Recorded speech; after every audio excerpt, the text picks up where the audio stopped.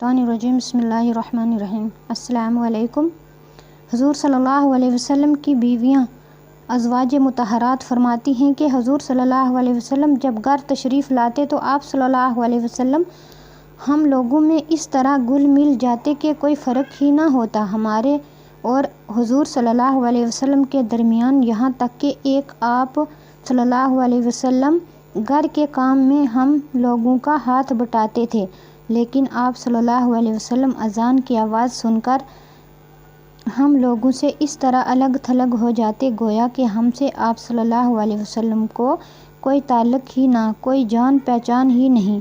پتہ چلا کہ حضور صلی اللہ علیہ وسلم مساوات اور اعتدال کو پسند فرماتے تھے، اور آپ صلی اللہ علیہ وسلم مساوات اور توازن کی تعلیم بھی دی ہے۔ حضور صلی اللہ علیہ وسلم ایک رات لوگوں کی نگرانی خبر گیری کرنے نکلے تو آپ صلی اللہ علیہ وسلم کا گزر حضرت صدیق اکبر رضی اللہ تعالیٰ عنہ کے گھر سے ہوا تو وہ قرآن کریم اتنا آہستہ تلاوت کر رہے تھے کہ کان لگا کر سننا بھی مشکل تھا، گویا کہ بہت آہستہ تلاوت فرما رہے تھے۔ پھر آپ صلی اللہ علیہ وسلم آگے بڑھے تو حضرت عمر رضی اللہ تعالیٰ عنہ کا مکان آیا تو حضرت عمر رضی اللہ تعالیٰ عنہ اتنے زور سے قرآن پڑھ رہے تھے کہ سارا محلہ گونج رہا تھا کہ بہت زور سے قرآن کی تلاوت فرما رہے تھے۔ صبح دانوں دربار نبی صلی اللہ علیہ وسلم میں حاضر ہوئے تو حضور صلی اللہ علیہ وسلم نے فرمایا، اے ابو بکر، آپ اتنا آہستہ قرآن کیوں پڑھ رہے ہیں؟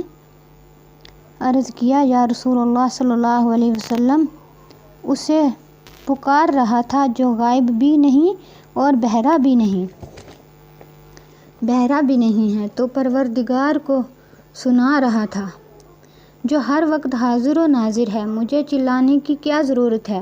ادعوا ربکم تضرعا وخفیا میں آہستہ تلاوت کر رہے تھے۔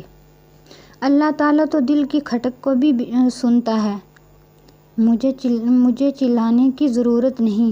حضرت عمر رضی اللہ تعالیٰ عنہ سے پوچھا کہ آپ اتنا زور سے کیوں قرآن کی تلاوت کر رہے تھے؟ انہوں نے اپنی شان کے مطابق جواب دیا، میں سوتوں کو جگا رہا تھا اور شیطان کو بھگا رہا تھا۔ تو آپ صلی اللہ علیہ وسلم نے جواب دیا، اے ابو بکر، آپ ذرا اپنی آواز کو بلند کریں، اور اے عمر، آپ ذرا اپنی آواز کو پست کریں تاکہ برابری قائم ہو جائے، اعتدال قائم ہو جائے اور کمی اور زیادتی سے عمل بچ جائے۔ یہ مسئلہ جائز ناجائز نہیں تھا، بلکہ زور سے پڑھنا بھی جائز ہے، آہستہ پڑھنا بھی جائز ہے۔ اصل مقصد دل کو درست کرنا تھا کہ دل کی رفتار اعتدال پر آ جائے، نہ کہ کمی اور زیادتی۔ اس لیے کہ اسلام کا اصول یہ ہے کہ اخلاق میں اعتدال، تعلیم میں اعتدال، عقائد میں اعتدال، الغرض ہر چیز میں اعتدال کو پیش نظر رکھا جائے۔ اب آخر میں اللہ سے دعا ہے کہ اللہ ہم لوگوں کو اعتدال کے پیش نظر رکھتے ہوئے عمل کرنے کی توفیق عطا فرمائے، آمین۔ وما توفیقی الا باللہ۔